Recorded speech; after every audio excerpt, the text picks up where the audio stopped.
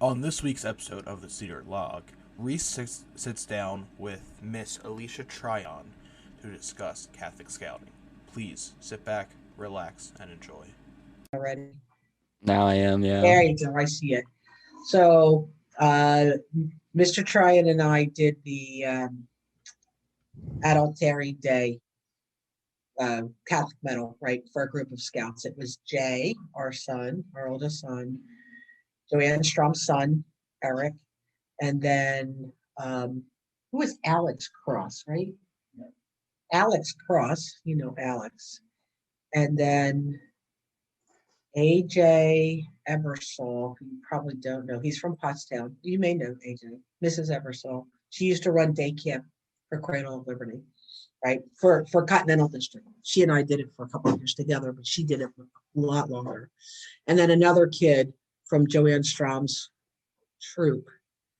And we go, and you have to do a retreat. So we go to was Hart, and the Catholic Committee on Scouting for the Diocese of Philadelphia holds an annual retreat, and then you have like your boards of review on that day, because you have to have a board of review to earn your Adultery Day medal, which is the Boy Scout high school first medal that you can earn. You can actually earn the other one too, and it's not really high school, it's Boy Scout, it's actually younger scouts, but it goes through the seven sacraments. Terrible. I think there's seven sacraments, but the sacraments of the Catholic Church. Let's just say sacraments of the Catholic Church, because I can't remember the number. It's been a long day. Cross country skiing for a couple hours, and I'm tired. So it's a long time, and it was the first time we taught it. It was actually the only time we taught it. And we had asked if anyone else wanted to do it, because Jay was thinking about doing it, and we recruited AJ because I knew Mrs. Eversole, and these other kids jumped in too. And so it's like 6 to 8 months of work, like twice a month. Oh yeah, it's hard. It is hard to get.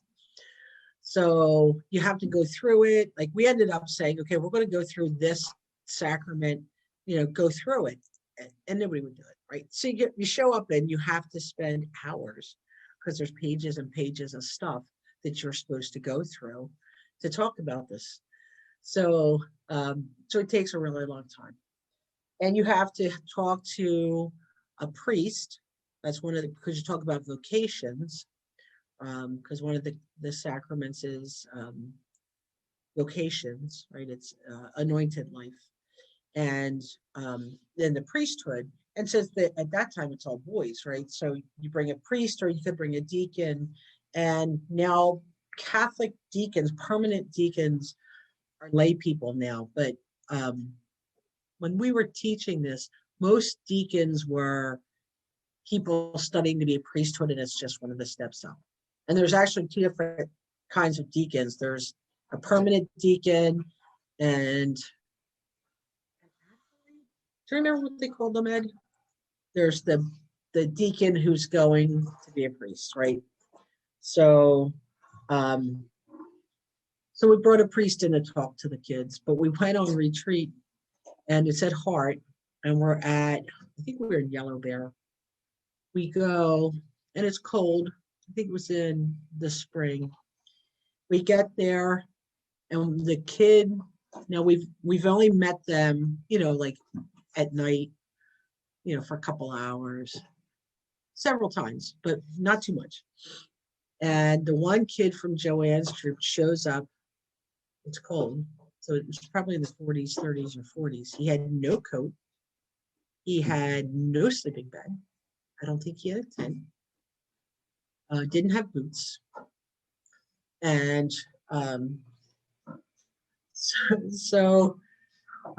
she says, and they live close, right? I think they're Souderton. They're not too far.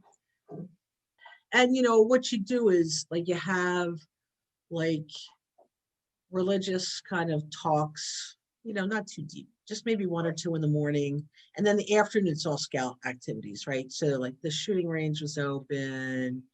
I don't know. I'm sure other things are open. I don't remember, but it was pretty scout. Just scout, like go hang out, and I'm sure that there was probably basketball. There were other activities for the scouts to do, but the only thing I remember was this kid came, and he was like psychotic, and we didn't really know him, and he showed up without like any equipment to camp. So that was very exciting. But we got them all through, and we did our, you give the medals out at a Catholic mass. So we were down in Pottstown, we gave out the medals. And that was the last time we did it. Yeah, I know. Well, because you have to have kids that want to do it, and it's a long haul, right? So I know people, and I've asked people like, how do you get spouse to want to do these things? And it's really family driven. So if your family's not interested and pushing you to get these medals, you're not getting the medal. So yeah, it was exciting. Gotcha. Interesting way to kind of describe the retreat, I guess. I kind of was told they're kind of like almost like Catholic camporees, where it's like a decent chunk of scouting and just kind of, I don't know if sprinkling like Catholicism is the right way to say it, but you kind of get some. Well, they had a couple like talks that are like meditation kind of things, and there was a Catholic mass, right? But really, it was like it's kind of like a conclave. So you have like classes in the morning and then activities in the afternoon. Excuse me just a second here. So I think you were talking about that award and the sacraments. Something. I don't want to butcher it. Well, I think we're done with that. So that we, yeah, so the adultery day, which is the first Boy Scout Catholic medal, right, can only be done with counselors. You can't do it with your parent. So with the other stuff, you can do it with your parent and talk to your pastor. With the Cub Scout ones, and they really make it so that it's the parent and the Cub Scout working, and that's Light of Christ and Parvali Day, right? But Adultery Day and Pious are Boy Scout ones, and the Pious is actually current events, and you talk through the ethical ramifications of current events. So, like we would probably talk about the impeachment, and we would talk about COVID and people's responses to COVID. And I was just listening to the immigration, and they're now going to help people across the border, and they're going to hand them off to Catholic charities, right? So what Trump was doing was taking them places and just kind of dumping them, or taking them, capturing them in the US and putting them in the detention centers, whereas the Biden's plan is to use Catholic charities and other charitable groups who will then place these immigrants in I want to say friendly confines, and they're going to have ankle bracelet monitors, and then they have to show up for trial, right? Because the people who are against this are saying, oh, they're going to run away, and they're going to be, they're not going to show up for court. And the question is, we don't know that, right? And we when they don't have the fear of being deported or being, brutalized in a prison or a detention center, wherever we're calling them, I think you're going to find that they're more likely to show up for trial. They're not going to be afraid of having to go back to wherever. So that's way off topic, but what's new? Yeah. So talking about current events in the light of scouting, so kind of the awards, just kind of for development of Catholic youth. Alrighty, that's a good synopsis. Thank you. Yeah, there you go. That works for me. Now, we missed you last night. Where were you at? Oh, I was with Will Beardsley Troop. He needed me to present for a part of Scouting Heritage Merit Badge or something. So Tell them that's not where to do that on the second Thursday of the month. What's up with that? I figured I could miss one chapter meeting, You but missed the big announcement. The newest District Award of Merit congratulations, Mr. awardee Tryon. is Mr. Tryon. So, Congrats. well, that was an exciting announcement. And I I'm taking over for Craig, right? Mm-hmm. A chapter advisor, and I sucked Mike Bash in as being my associate. Oh, I've there went you through a go. couple other. Well, I need an associate, right? Because well, actually, Craig showed up last night. I was impressed, but as he gets more involved in the lodge, I think he's going to kind of drift away. We'll see. As soon as the 367 guys go from leadership, he's going to drift away probably. But it works. He ran the meeting, and who's the new chapter chief? He's a guy from 367. Will? No. Will? Dark curly haired guy. He's doing. Um, he's. I think he works down at Musser in the summer. No, he works at Resica. I want to say Nick. Yeah, I think Nick is right. Yeah, So yeah, him. And gotcha. he was saying how camp ends very late this year, so he was Mm-hmm. complaining about their doing practice. So what else would you like to talk about, Reese? So your unit, is it sponsored by a Catholic institution or? No, no, Okay. we're not at 591, right? 591 is St. Philip's. No, we had a bad experience. We won't record that. We had a So within Continental District, so you have 31 units in Continental District. You only have one Catholic Cub Scout unit and you have one Catholic Boy Scout unit, and they're not in the same church. So you have three St. Al's, who's a Cub Scout unit, and then you have 591, which is St. Philip's, which is a Boy Scout unit, and they're two ends of the district. So the fact of the matter is that with Catholic Scouters, the numbers are way down, so they don't have the robust units they used to. But you could probably say the same thing about all the groups that were part of religious organizations where, it was with LDS and, with Catholics. There's a lot less people. So with that, there's a lot less scout kids that are in scouts that are attached to those units. So and BTC, didn't BTC have one? No. Simba? I thought no, he's out of 360. No, his right. Yeah, he's not. So they're Catholic scouts, but they're not associated with Catholic churches anymore. There are some in other parts of the council, right? But up here, the Catholic churches are a lot smaller, and in the city, they're much more neighborhood centric. Where here, St. Philip's covers a huge area. It used to be that St. Philip's used to provide, like we did the Liberty Jam. The pastor of St. Philip's went down and did the Catholic service at not Liberty Jam. What do we call it? I don't know whatever it was. It was when they had the service, the thing at Green Lane. Yeah, Green Lane. They had a jambo at Green Lane. Do you remember that? Because you might have been old enough to be. Yeah, I think it was in Cub Scouts then. You would have been in Cub Scouts. I think so, like vaguely, not totally. It was a Jambo at Green Lane. Yeah, there was a jamboree at Green, the council jambo. Yeah. At Green Lane, and I think there were two. No, there's only the one. Okay. Yeah, I've only seen patches for like the one. Yeah. So, but the pastor in it, and all the churches are having the same issue. There's Blessed Sacrament in Valley, and Blessed Sacrament. They are not in the Archdiocese of Philadelphia. They are in Berks County, which makes them in Reading Diocese. So they are not.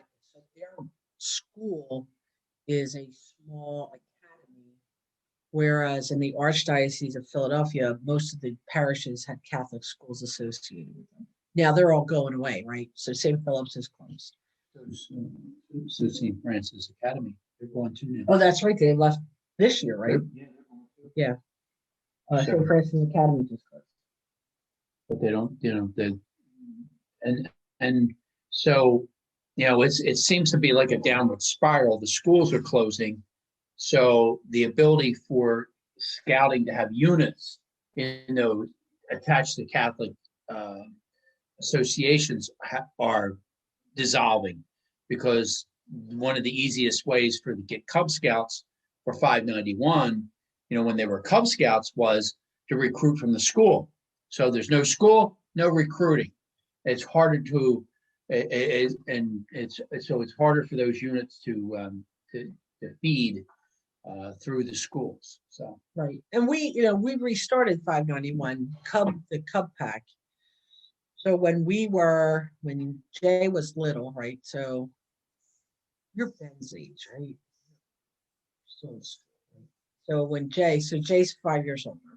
When Jay was a Cub Scout, there was a Cub Scout pack at 591, and we had a disagreement with the pastor who wanted to charge us to have a Cub pack at the church.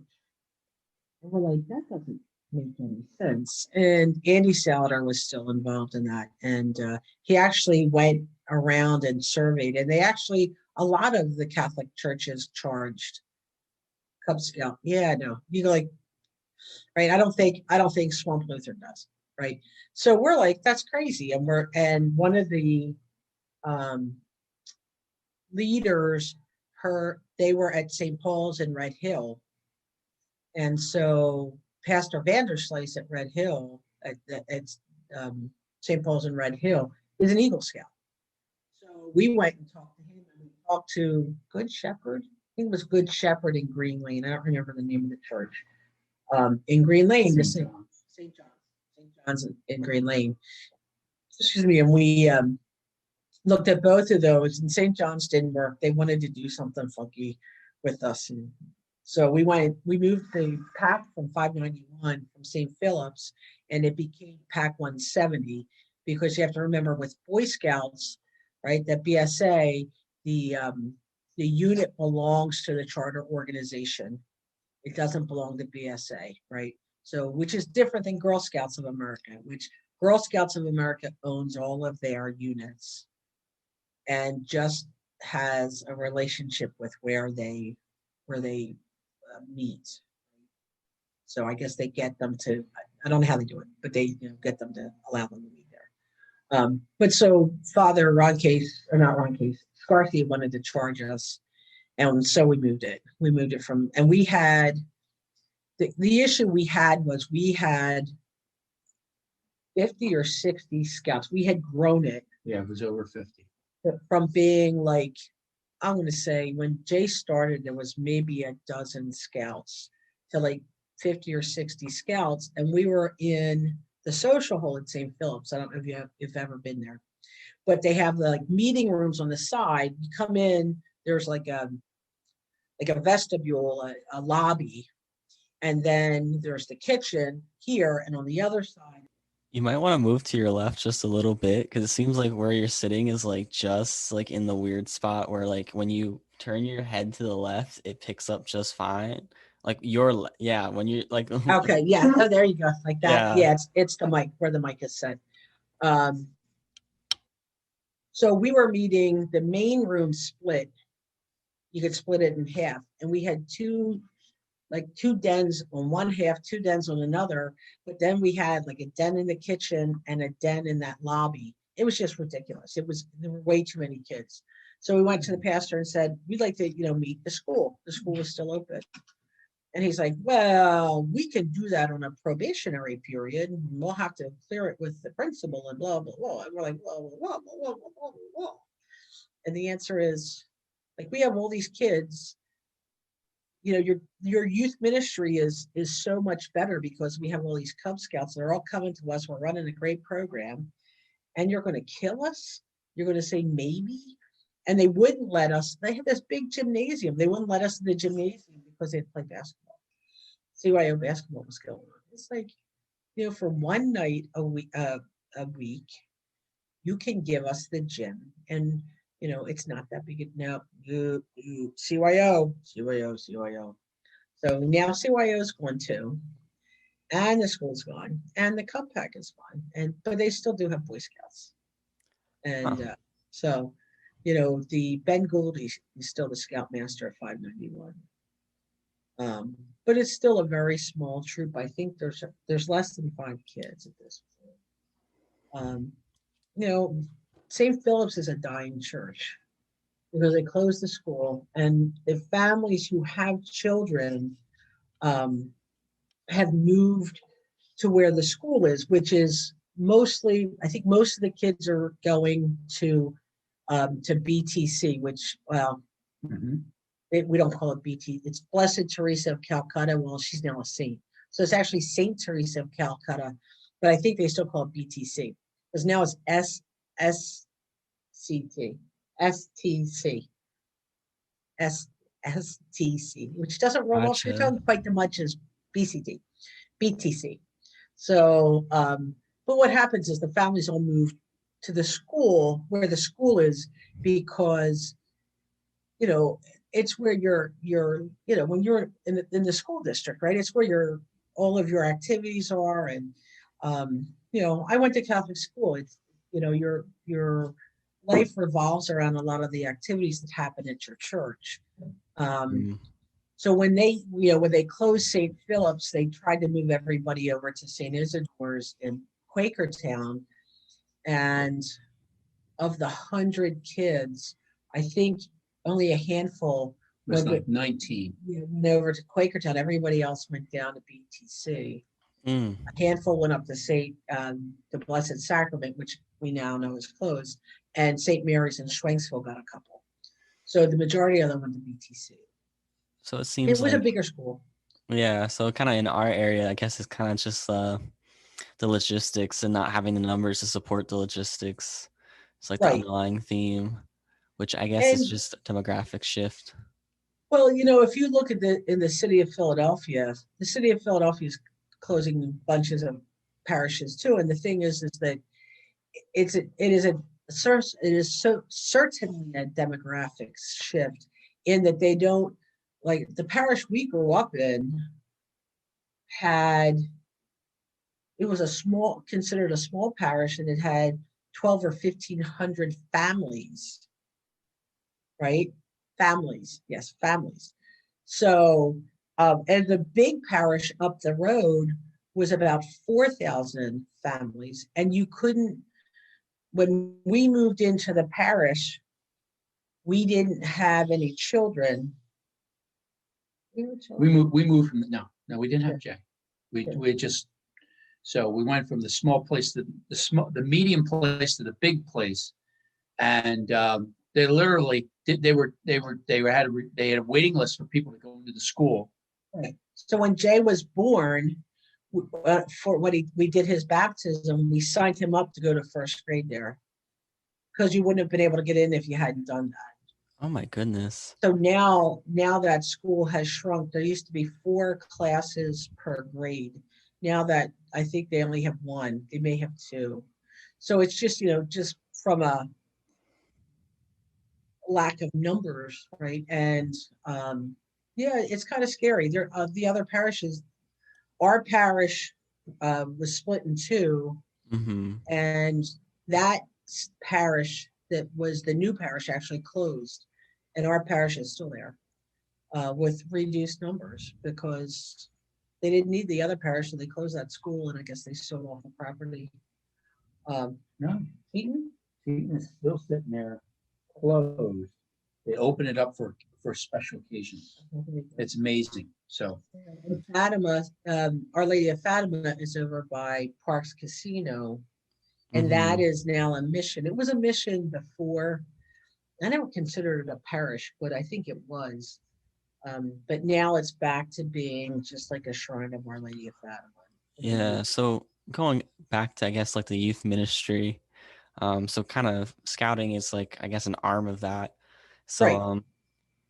I guess like y'all as parents, and kind of like talking about like watching your children grow up, and then also like since you guys are really involved scout leaders, how do you see scouting as serving that kind of youth ministry side of Catholic scouting? Like what kind of growth or like impact do you see with that? I think it's really a shame that the Catholic scouting has kind of been toned down. It's not really brought to the forefront. And I think it has to do with a lot of young parents not being, I mean, just look at your generation. My son Jay is still Catholic, but none of the other kids are particularly practicing Catholics. And The scouting is certainly with their values, um, go hand in hand with the Catholic values, right? So to me, it was a great way to have a different way of bringing the Catholic faith to boys, right? Now it's boys and girls, but really it was boys. And because you had like altar servers and stuff like that. But when you get to go out, and if you've ever done a church service, you've done church services out in like when sun rises. It's really, I think it's much more moving to be in nature and have that. And, scouting allows you to see that and to, you know, you start to understand the um, interconnectedness of life and nature and your religion. And I used to have a friend who said to me, I don't have to go to church. I just, sit out in the sun and have the sun shine on my face. I'm like, yeah, but that's not quite God wants, one of the things the Bible says, when two or three are gathered in my name, there am I in their midst. So when it's all about praying in community, having the same traditions, we can go anywhere in the world, even though they're saying their prayers in a different language. The order of the Mass, the ritual of the Mass is the same. And so scouting allows the scout, the Catholic scout, to see that in a different light. Like, because if you think about the rituals that you go through when you camp, right? So everybody dumps all the stuff into the thing, right? You all go out. What do you do first? You take the troop stuff out, right? So it's the community stuff. So you take care of the community. And then once that stuff is all put together and set up, then you go and do your own stuff. Well, that's really the religion too, right? That's really God saying, we want you to reach out to be my hands to the world. And so scouting is another way to show scouts that this works too, right? And the scout oath and the law are very congruent with the Catholic morals, right? We're trustworthy, we're loyal, we'll have helpful, friendly, courteous, kind. You want those things. And when I think of a Christian or a Catholic Christian, that should be a way that people can look at me and say, oh yeah, I know you're a Christian, right? Because you do these things. Well, now they look at me, they say I'm a scout. Well, I think they go hand in hand, right? I think it's a good way to bring my Christianity, my Catholicism into the world and say, not only am I a scouter, but I'm a Catholic scouter, and that, my religion makes me and my scouting make me a rounder person. And so it's a shame that the Catholic Church does not have the priest to come out like it used to be. When you were a Catholic scout and you're in a unit, your priest would come with you. He would visit you, right? And that, I think that makes a difference when kids are in an unfamiliar area, and someone they know comes out and talks to them. I've done the World Jamboree, and we did the National Jamboree a couple of times, and it is so neat to go to the Catholic Mass. He's looking at our parish. Yeah, I'm just looking at, we were talking about Saint Fatima. It became Saint Fatima, or Our Lady of Fatima became the numbers have shrunk so much that Our Lady of Fatima Church closed and became an extension of our home parish, which we grew up in. And it's a mission church out of St. Charles. That's what, yeah. So he's checking out the parish bulletin. So looking back on our home parish.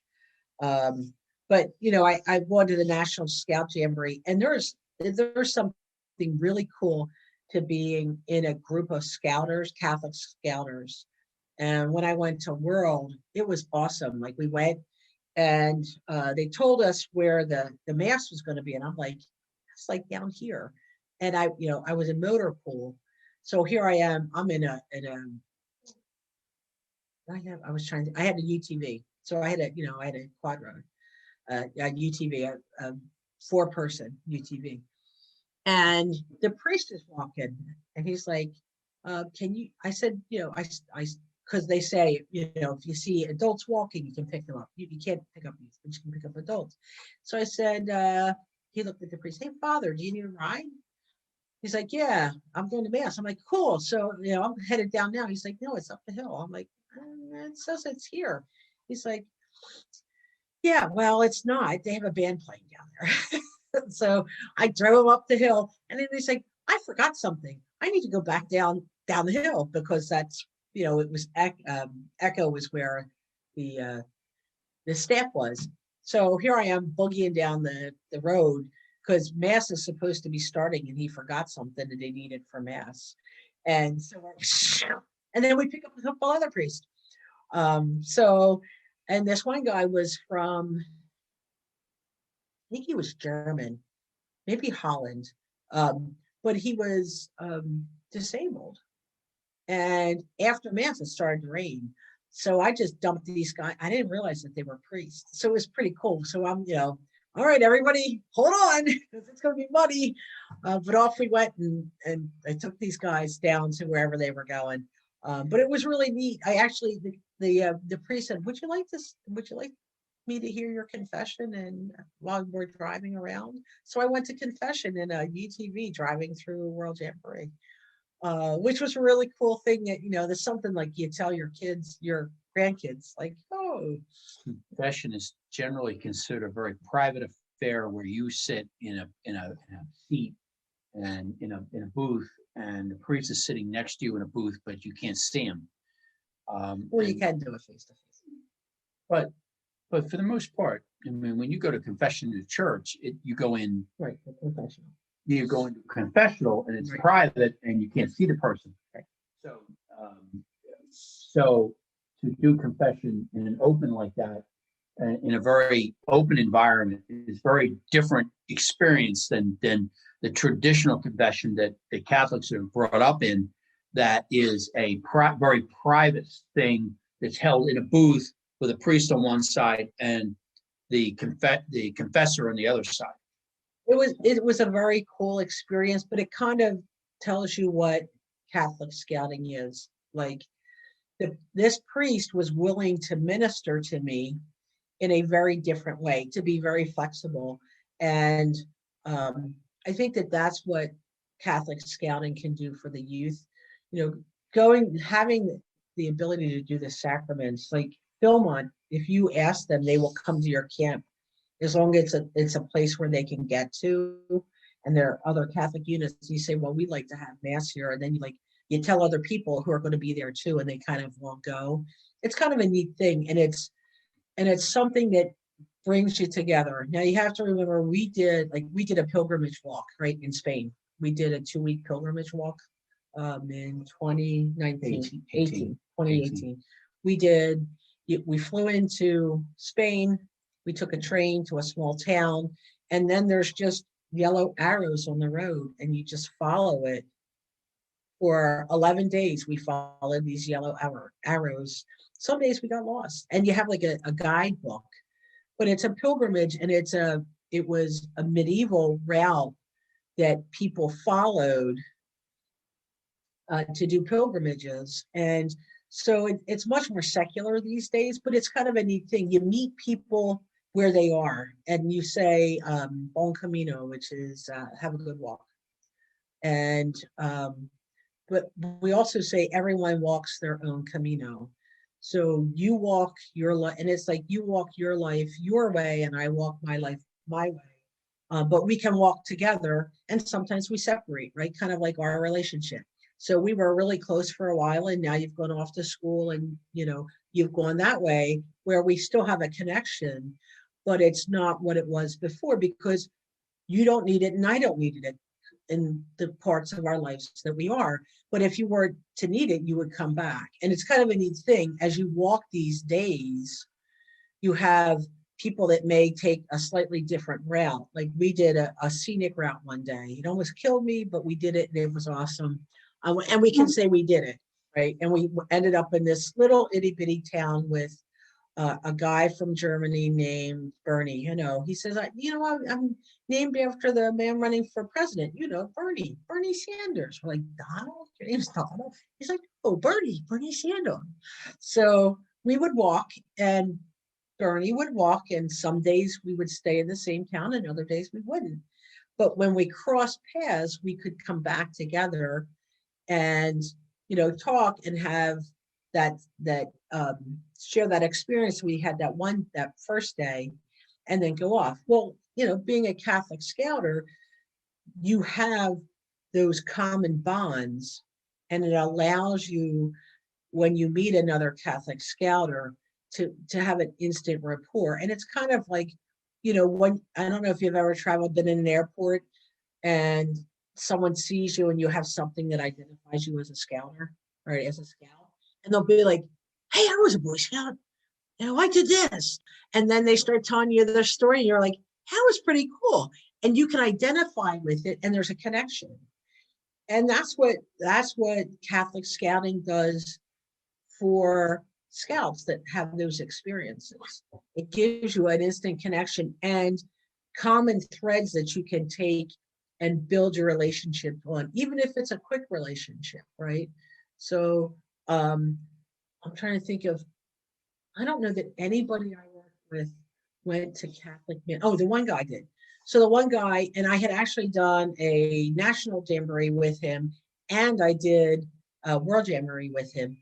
And I found out that he sponsored a Filipino missionary, and he helped the guy build a school and a church for his community. I'm like, that is really cool. Like, let me know his name. We'll donate too. And he got me back to see the papal nuncio to take pictures, because he always had to have pictures with this guy. And he has a French Canadian who is the Pope's delegate to the United States. And it's pretty cool that he came, and he's the guy that did the main mass at the 2017 Jamboree, and he did it at World. So it was pretty cool. So I got to say hi to him twice. I got to take this guy's picture for him, and he talks to the guy every time he comes in, but that's the only time he talks to him.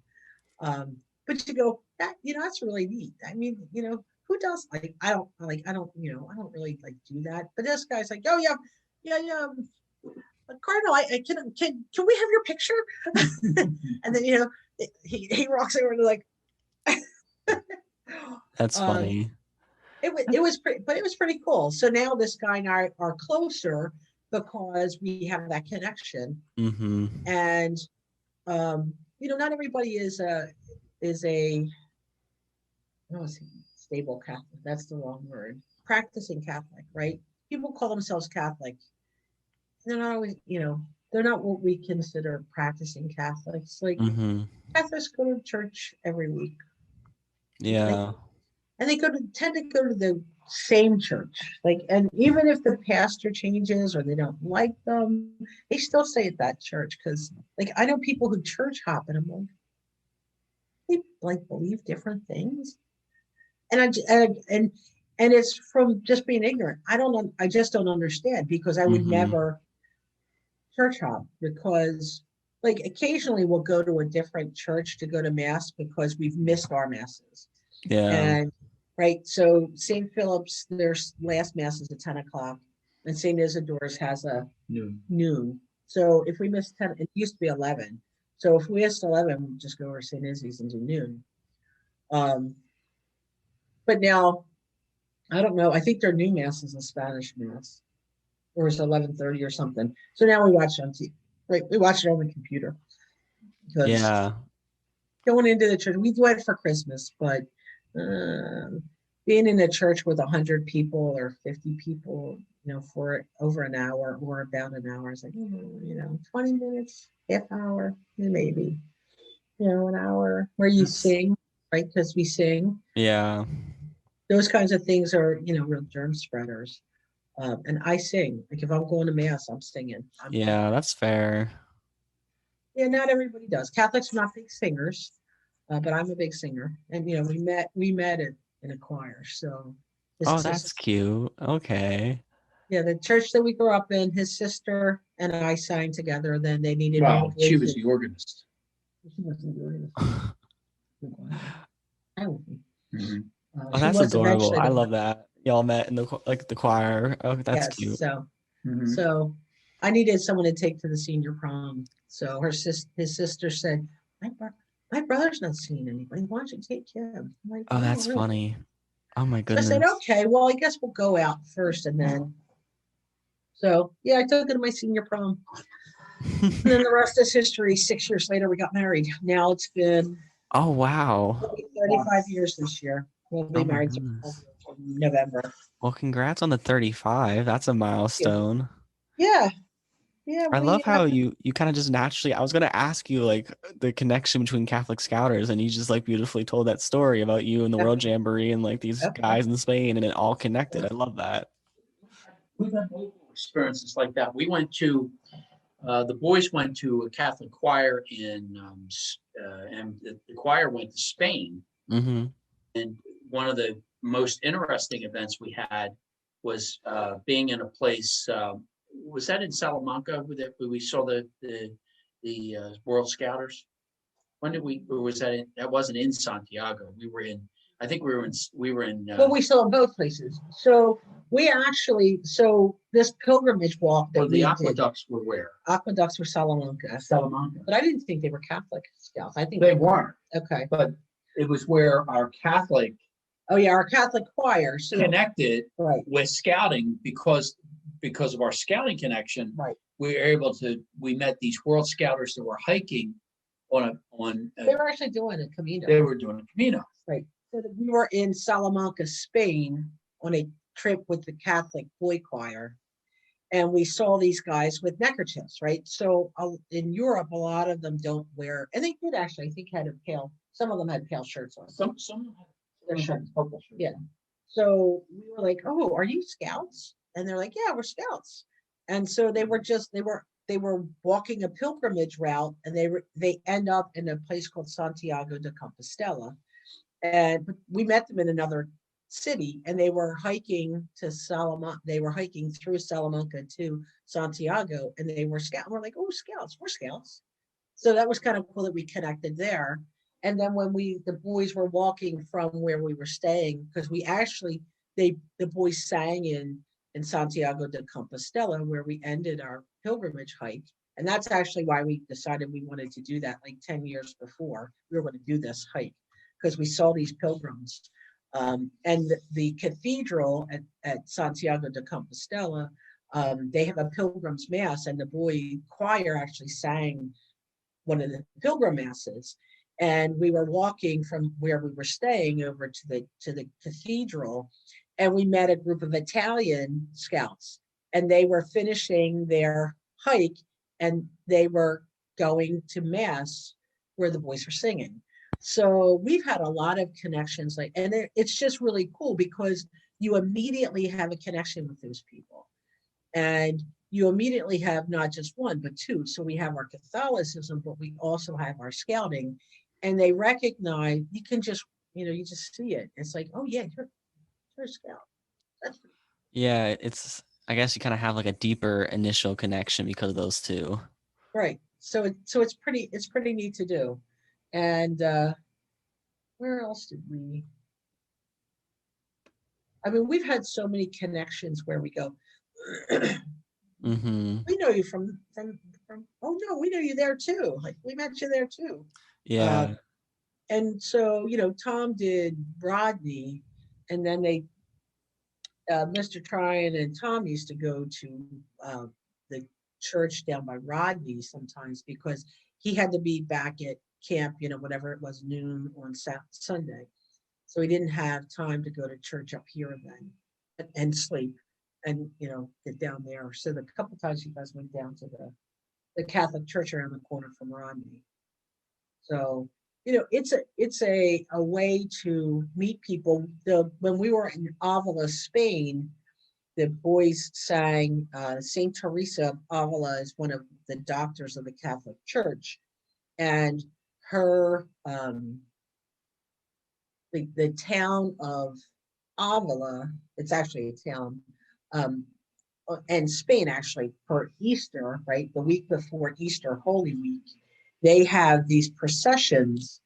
And we were there, it was Tom and we went to a little church, and the boys sang at the church.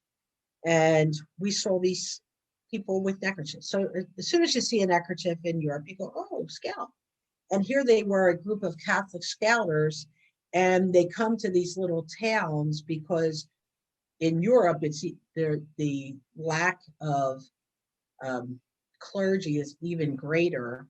And this was a place, the monastery where Jesus appeared to Saint Teresa of Avila. That was one of the things. She was she was a monk, a sister. She was a nun, which is like a monk. So she's in a convent. She's in a closed convent, a cloister. Um, and so she doesn't see people from the outside. And she was in working, and this little child walked through, and she said, excuse me, but who are you? And she said, and he said, who are you? And she says, I am Teresa of Jesus. And he said, well, I am Jesus of Teresa. And she then, her eyes were opened, and she then recognized him to be a baby, a child that was Jesus. And so her vision brought people into the Catholic Church.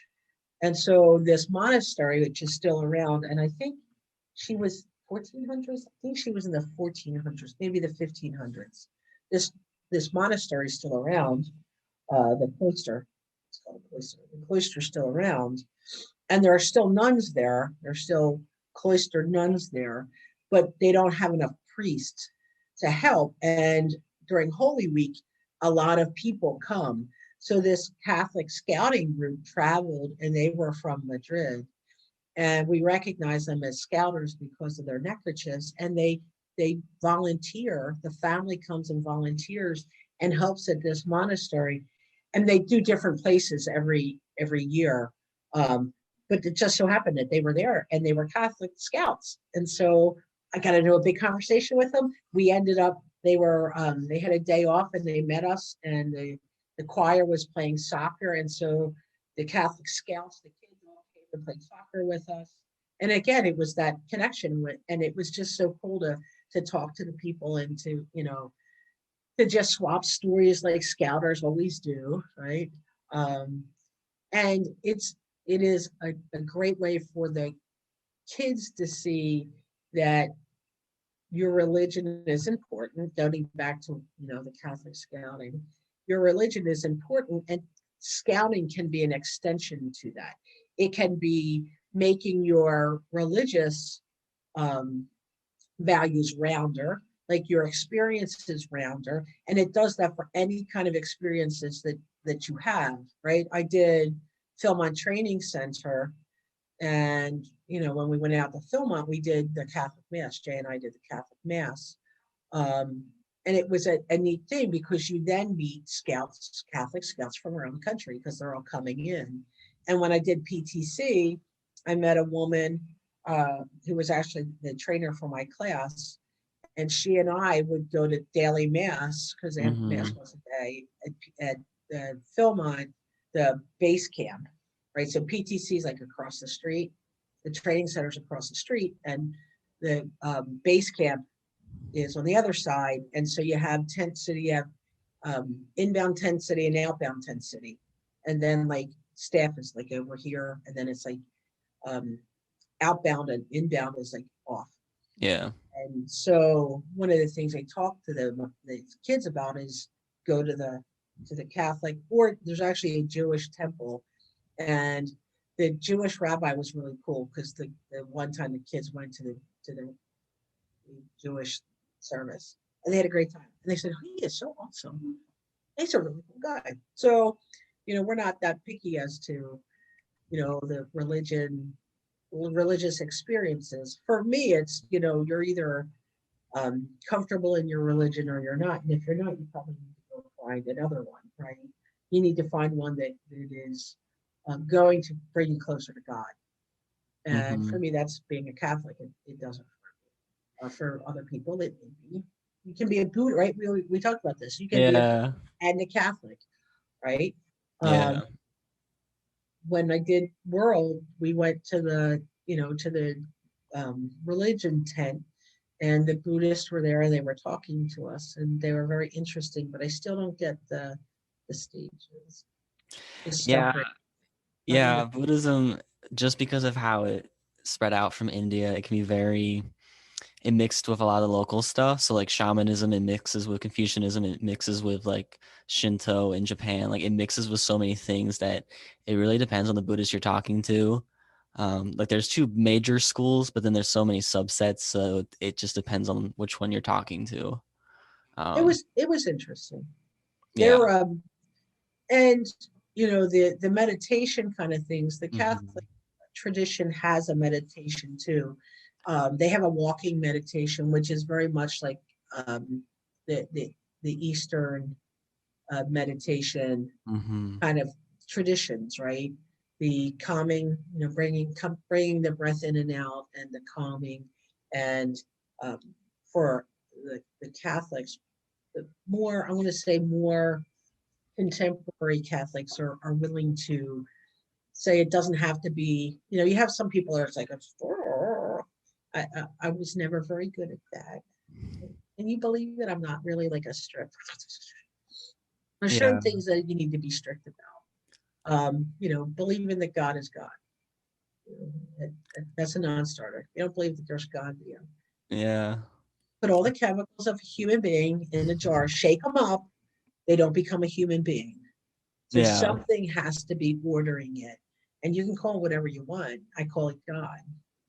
Um, the force that connects the world. God.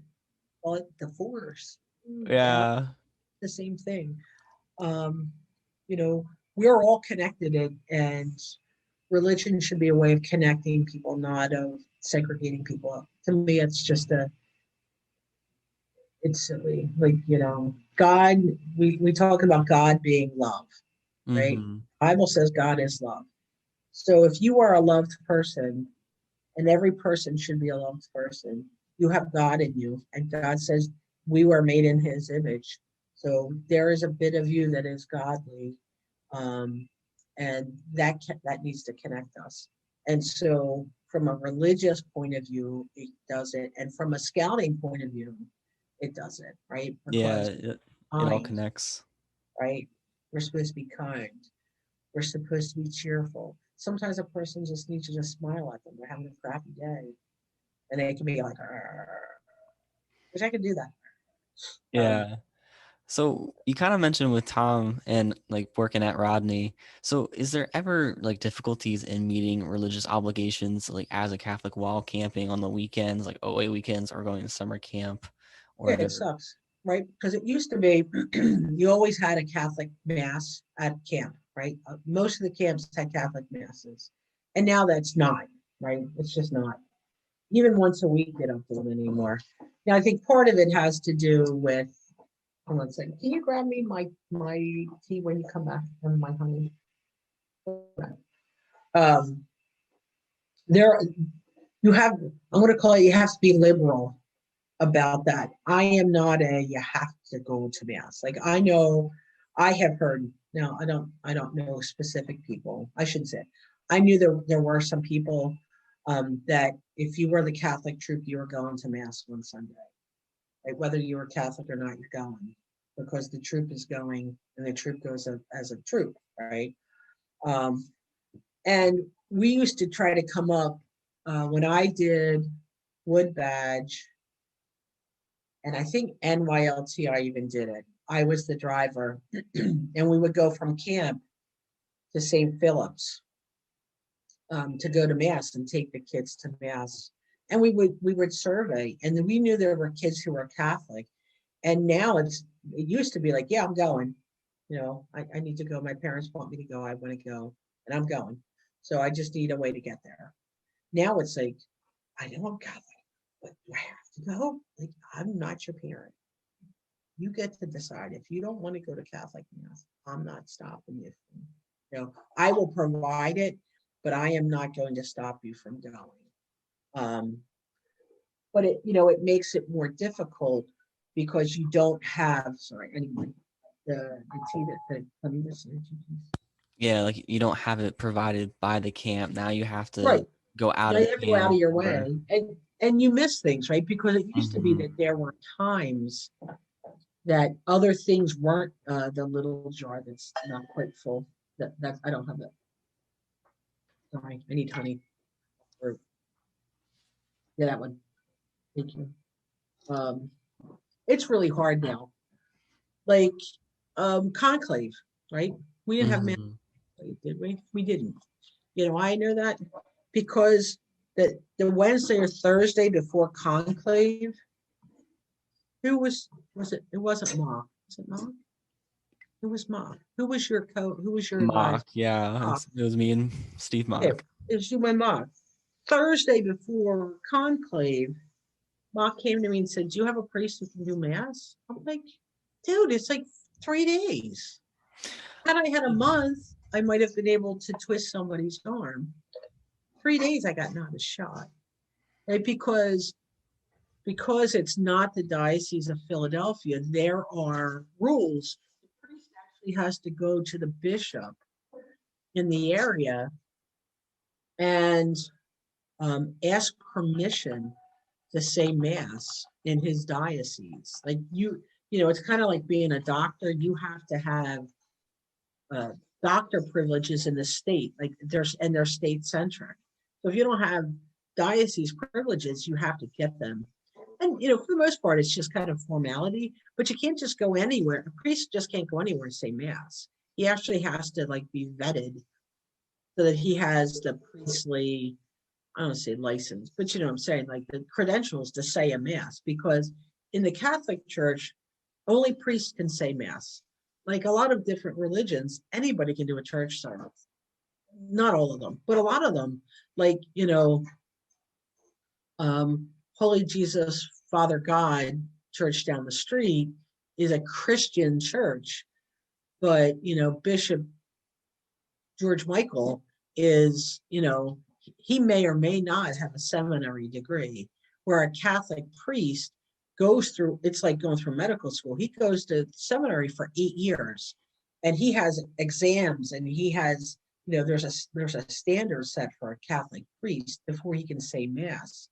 And he builds up. So he's an acolyte. He's a deacon, and I think there's a couple stages of deacon, but like every 2 years he hits another where his responsibilities can expand. So he practices before he becomes a priest and then has to do a whole mass.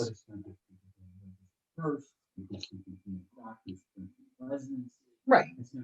Right.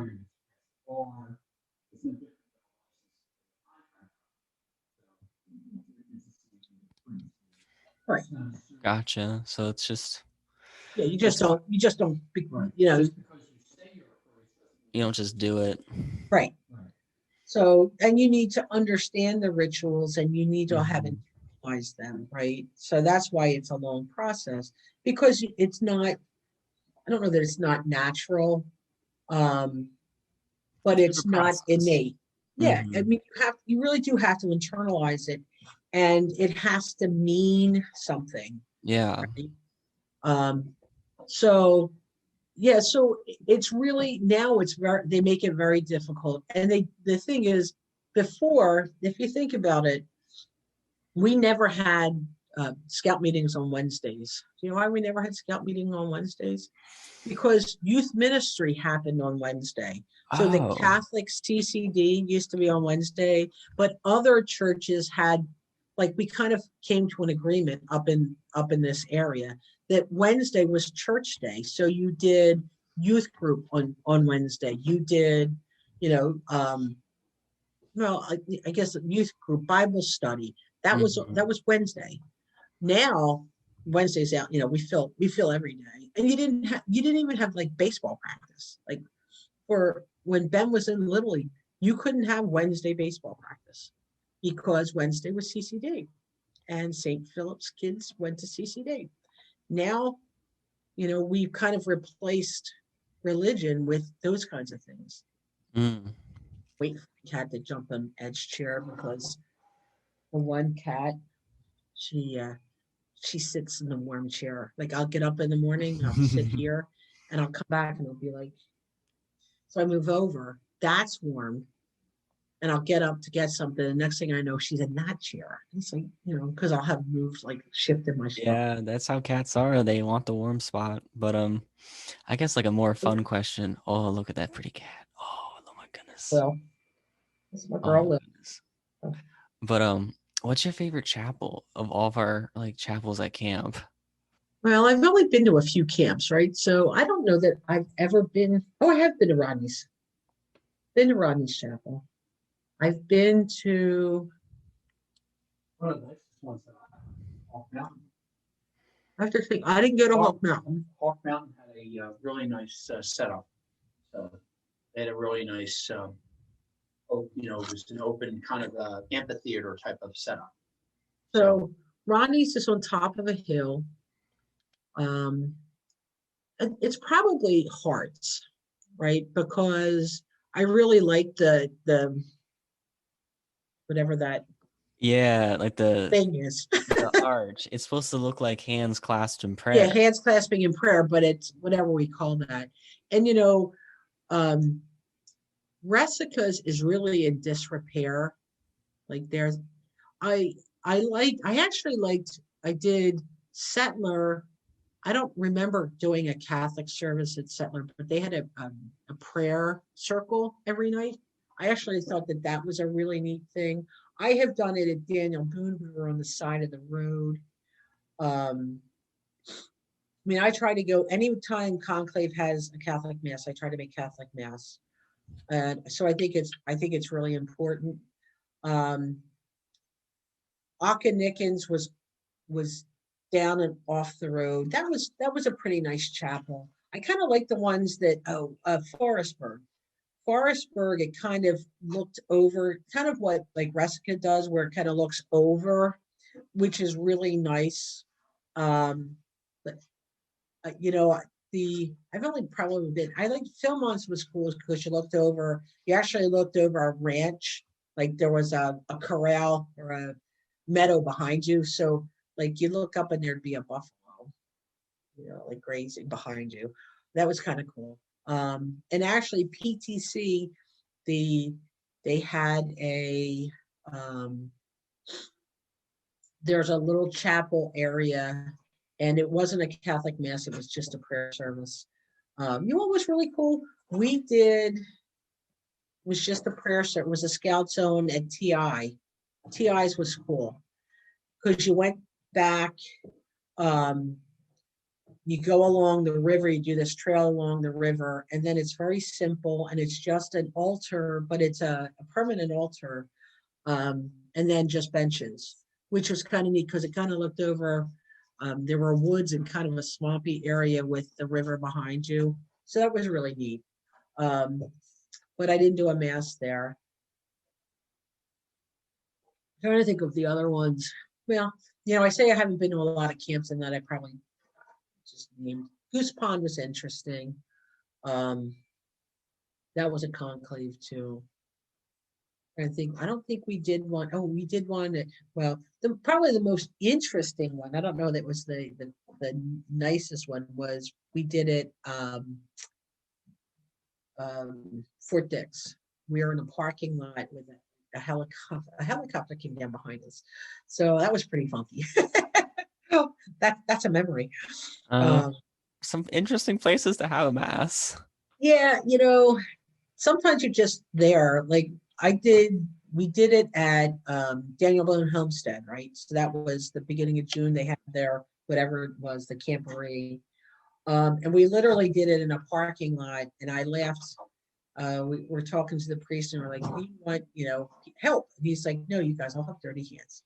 Like, okay, well, we'll carry the stuff from your car for you, and then we'll just go sit down. But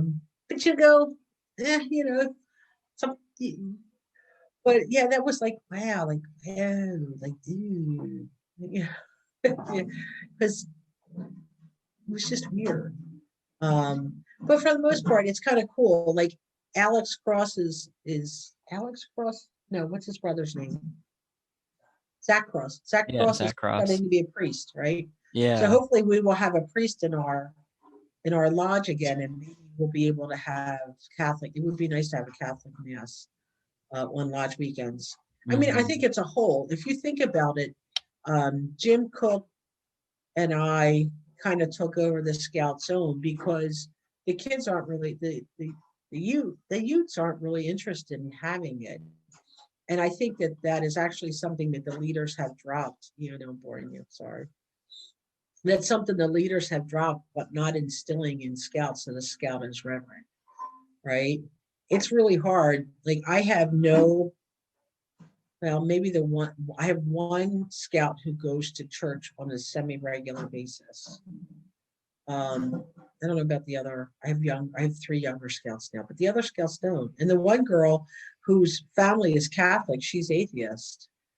So her mom's like, she doesn't like to talk about it because, you know, I'm pretty Catholic, like, right?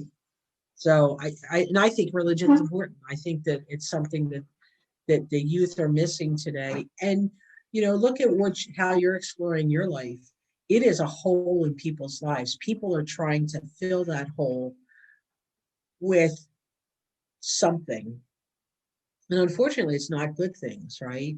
And then some of them, like, you know, kids are now discovering the outdoors, especially with COVID. A lot more people are going into the outdoors and they don't call it God, but the beauty and the serenity of nature is what we used to attribute to God, right? And so we've kind of gone away from calling it God. But when I look at it and I talk to people, it's, you know, it's God. We were just out today.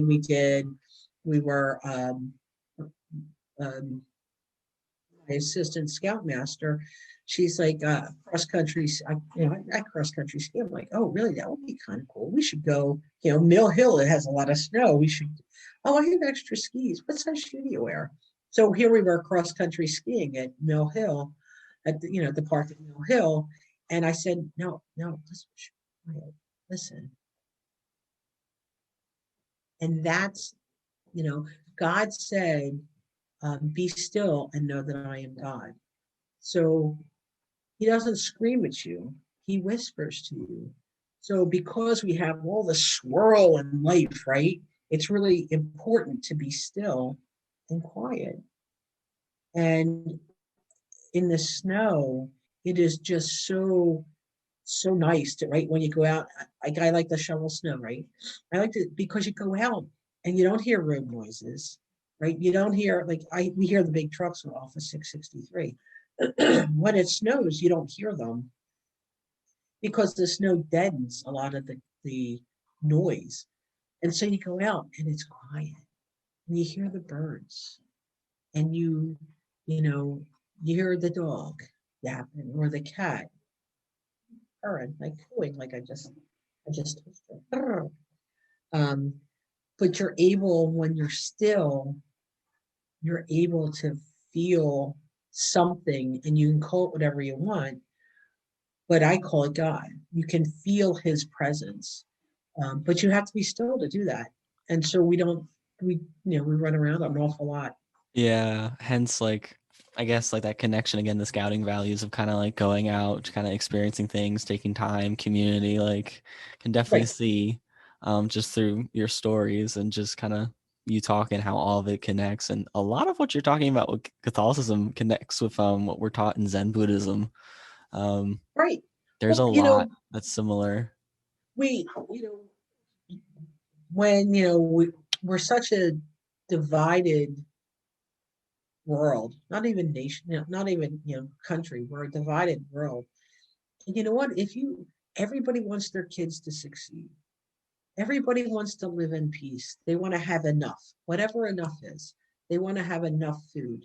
They want to have enough shelter. They want to have enough money that they don't have to worry about it. Everybody wants that.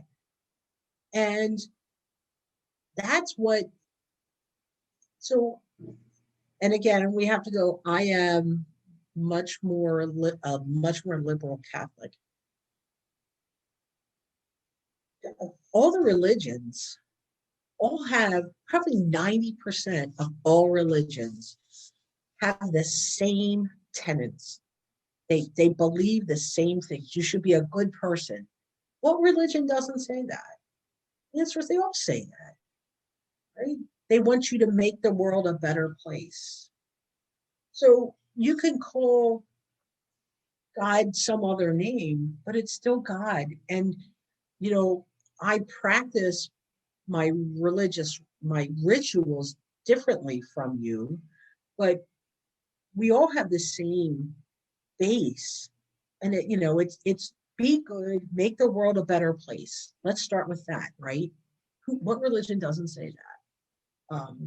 So how we do it, you know what? I say tomato, you say tomato. Is it the same word? It's the same word. It's the same piece of fruit, right? Pommes because that's a word I know in French. Pommes and French fries are the same thing. They're just different names for them, but they're the same thing. We didn't cook them the same way, right? Maybe some are thick and some are thin, but they're still French fries, right? They're still potatoes that are been fried in oil with salt, most of the time with salt, right? So they're potatoes cooked in oil. Whatever you call them, there's the substance of it is the same. And I think religion, the substance of all religions are the same. So you look and you say, yeah, look, they're the same things. Now we may emphasize different parts of it. But the Scout Oath and Law fit perfectly into the Catholic religion. They do, because we all want the same thing. We want to make kids good citizens of the world. I mean, I think we say whatever, right? Responsible adults, whatever the new Scout mission is. I just wrote it down the other day. But we want the kids to make a difference in the world. We want them to help make the world a better place. And my religion does that, and Scouting does that, right? So look how you turned out. Yeah, you definitely had a big impact on me. So, oh, and I was looking up, I guess, saints. And Saint George is like the patron saint of Scouts. I don't know if he's like an active role model, or people are kind of like, oh, cool, we got a patron saint. Like, I don't know what that Yeah. relationship looks like. Well, I don't know a whole lot about St. George. We have St. George's Trek, right? So every year we look for a scout who's in high school to send to St. George's Trek, because you get to go to Philmont for like 2 weeks. It's like, go to Philmont 2 weeks, right? And you meet someplace else. And I think it's actually ends up being like a 3-week program. And so you meet somewhere, and I think it's New Mexico. It may be in Colorado. And you do something for a few days in Colorado or New Mexico. And then you go to Philmont and you hike together, and you have priests that go with you. And so you have daily mass in Philmont, which to me is like best of both worlds. I don't know. Yeah, it's not, I guess if we were Catholic troop, it might be more brought to the forefront. But yeah, I don't know who he is. I know he's a good guy because he's a saint. I mean, I don't even know, like, a lot of times St. George has a nationality. So I don't even know what nationality is. I could look him up. Yeah, all I know is he like slayed a dragon and saved some folks, and Right. he. So that's a legend, right? Because there aren't dragons in the world. Well, yeah. So I guess he was like a traditional tale somewhere, or maybe I shouldn't say tale because that makes it like seem like I'm demeaning. I'm not trying to demean, but I guess like a local story, and then he Right. was given sainthood. Well, I guess. the Catholic Church has rules around who they call. Yeah. So you have to have miracles attributed, and then there's miracles like Saint Teresa of Calcutta, right? Mother Mhm. Teresa. So there are people who we don't say pray to them, pray through her. We ask her as a close friend of Jesus to go plead our case to Jesus, right? Basically. So yeah, right. Right.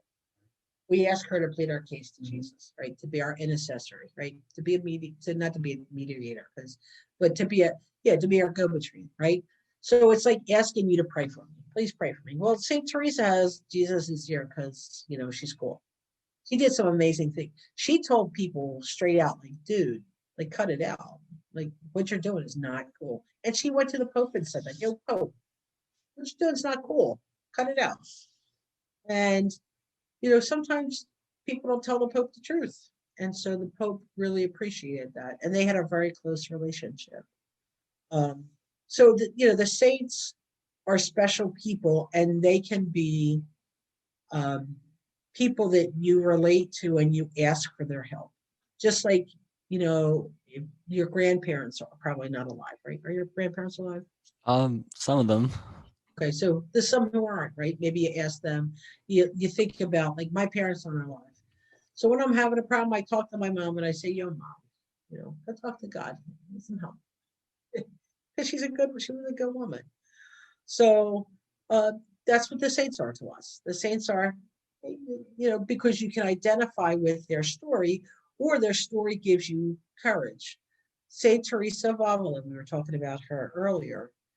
The bishop in her town didn't like what she was doing, and he was going to come arrest her and take her away because, in the Middle Ages, it was 500 years.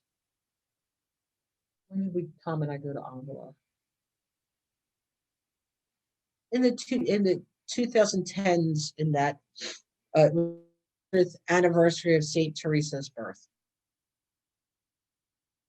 Did the 1600s, right? 1500s, whatever it was, 1500s.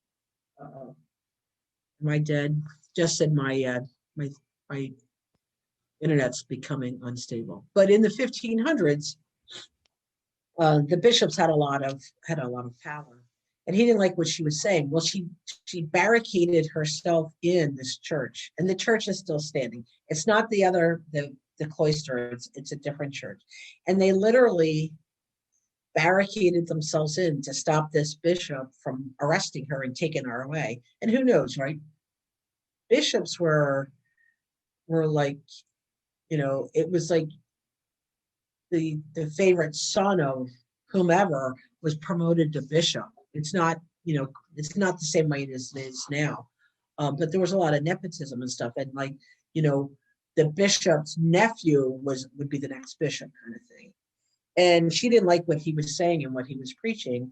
And so she spoke out against him, and people saw her as a holy woman, and they believed her. And so this guy didn't like it, and he didn't believe that she had seen this child Jesus, and he was going to take her away. And she barricaded herself in this church, and that's just way, it's just way cool. But she's somebody you can say, you fought for what you believed, and so you have the ear of God. And people came to Jesus through knowing her and through her stories. And some of them are legends, because we just the written word. Not a lot of people could read back then, right? So it's oral history. So when you pass stories down the road, Ed has been replaced by Cat. When the stories get passed down, they change. So Yeah, I guess and, with St. George and his dragon. right, St. George and his dragon, right? Just like St. Michael drove all the snakes out of Ireland, right? Or St. Patrick, I'm sorry, St. Patrick drove all the snakes out of Ireland. That's the legend behind St. Patrick. He may have done something, but I would suspect that there are still snakes in Ireland. But he may have driven evil, like snakes may have been something else. Yeah, may have been a representation of something else. So yeah, I mean, I don't know anything. Sorry, don't know anything. I know the name. There are a lot of saints in the Catholic Church. Now I'm gonna have to look it up when I get off. Yeah. Now I'll have to go look who he is.